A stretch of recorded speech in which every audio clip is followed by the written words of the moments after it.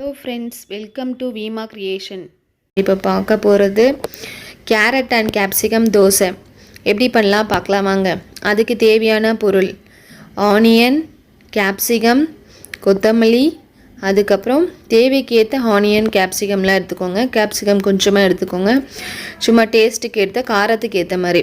Next carrot, idli பொடி, தேவைக்கேற்ற தோசை மாவு, தேவைக்கேற்ற ஆயிலும் எடுத்துக்கலாம், நெய்யும் எடுத்துக்கலாம். நாங்கள் நெய் எடுத்துருக்கோம். நெக்ஸ்ட்டு என்ன பண்ண போகிறோம், தவாவில் தோசை ஊற்றுறோம். மாமூலாக நம்ம எப்படி தோசை ஊற்றுவோமோ அதே மாதிரி தான் நல்லா கெட்டியாக ஊற்றிக்கோங்க. ஊத்தாப்பம் ஊற்றுற மாதிரி ஊற்றிக்கோங்க, மெலிசாக ஊற்றாதீங்க. தீ சிம் பண்ணிவிடுங்க. இப்போ சுற்றி ஆனியன் போடுறோம். ஆனியன் போட்டு கேரட் போடுறோம். தீ அதிகமாக இருந்துச்சுன்னா மாவு உள்ளே வேவாது, அதனால் நம்ம திட்டமான தீயில் வச்சுக்கிறோம். நெக்ஸ்ட்டு கேப்சிகம் போடுறோம். தேவிக்கேற்ற கொத்தமல்லி போடுறோம். கொத்தமல்லி போட்டுட்டு நம்ம